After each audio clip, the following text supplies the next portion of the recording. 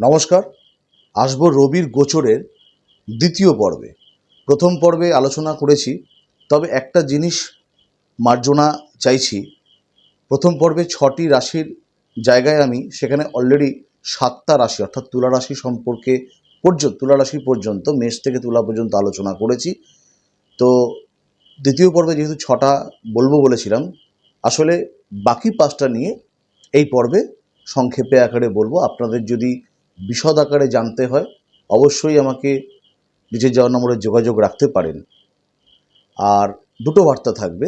প্রথম বার্তা হলো, এই ভিডিও দেখবার পর যারা আপনাদের জ্যোতিষ সংক্রান্ত বিষয়ে আপনারা আগ্রহ প্রকাশ করেন বরাবর সর্বদা, আপনাদের জন্মছকে রবির কারকতা সম্পর্কে যদি কোনো প্রশ্ন থাকে আমাকে কিন্তু করতে পারেন।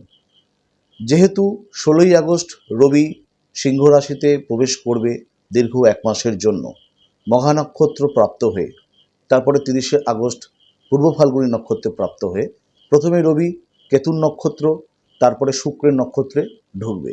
রবি কিন্তু সর্বদা কেতুর নক্ষত্রে খারাপ ফল দিয়ে থাকে এবং শুক্রের নক্ষত্র কিন্তু কিছু মিশ্র ফল দেয়। যেরকম কিছু ক্ষেত্রে দেহপীড়া কিংবা স্থান ত্যাগ কিংবা বাস্তু সমস্যা কিংবা অগ্নিজনিত ভয়, জলপথে ভ্রমণের ক্ষেত্রে ভয় কিন্তু শুক্রের নক্ষত্রে প্রবেশকালে দেয়। কেতুর নক্ষত্রে অর্থাৎ 16ই আগস্ট থেকে 30শে আগস্ট পর্যন্ত কিন্তু ফলাফলটা একটু নেতিবাচক থাকবে। যাই হোক, আসবো বৃশ্চিক রাশি থেকে মীন রাশি পর্যন্ত রবির আপকামিং যে গোচর 16ই আগস্ট থেকে 16ই সেপ্টেম্বর পর্যন্ত কি হতে পারে।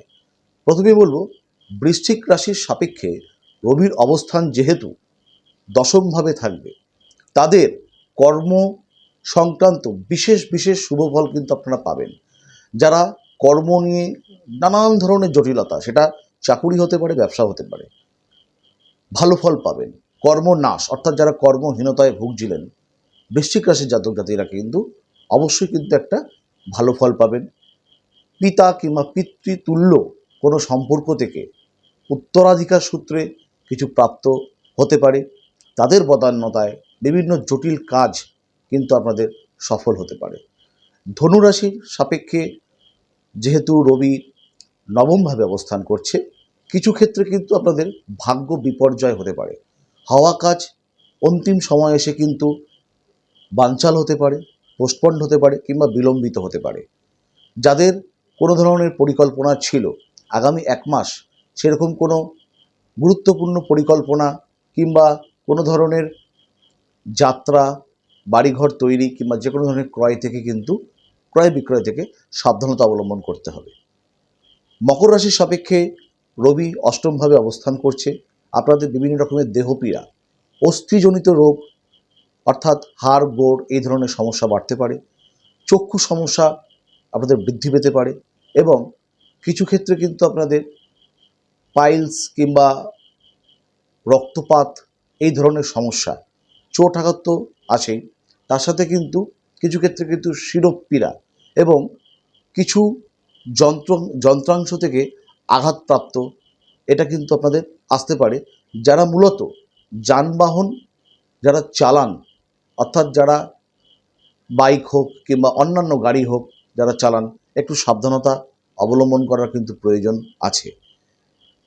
কুম্ভ রাশির সাপেক্ষে রবি পঞ্চমভাবে অবস্থান করছে। সন্তানের সাথে একটা মনোমালিন্যতার যোগ তৈরি হবে।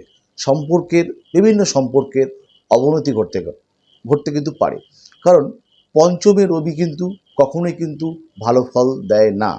যে কোনো ধরনের মানুষ আপনাদের সাথে কিন্তু বিশ্বাসঘাতকতাও কিন্তু করতে পারে।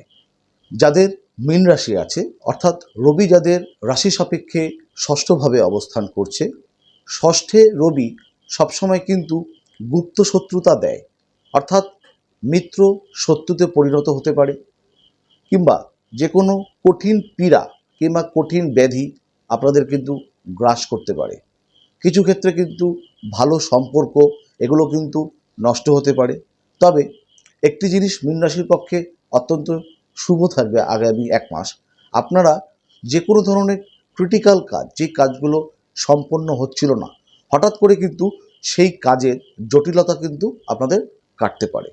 যাই হোক, পূর্ণাঙ্গ আলোচনা কিংবা ব্যাখ্যামূলক আলোচনা কিংবা যদি জানবার থাকে অবশ্যই অনলাইন কনসালটেন্সি এবং নিচে যাওয়ার নম্বর আপকামিং চেম্বারগুলোতে যোগাযোগ রাখতে পারেন। আবারও বলবো, রবি সংক্রান্ত, কেবল রবি সংক্রান্ত এই ভিডিও টাইটেলকে উল্লেখ করে যদি কারোর রবি সংক্রান্ত কোনো প্রশ্ন থাকে, আপনার জন্মছকে রবির অবস্থান যেটা থাকবে সেই সংক্রান্ত যদি কোনো প্রশ্ন থাকে, আমি আপনাদেরকে অবশ্যই উত্তর দেব। প্রত্যেকেই ভালো থাকবেন।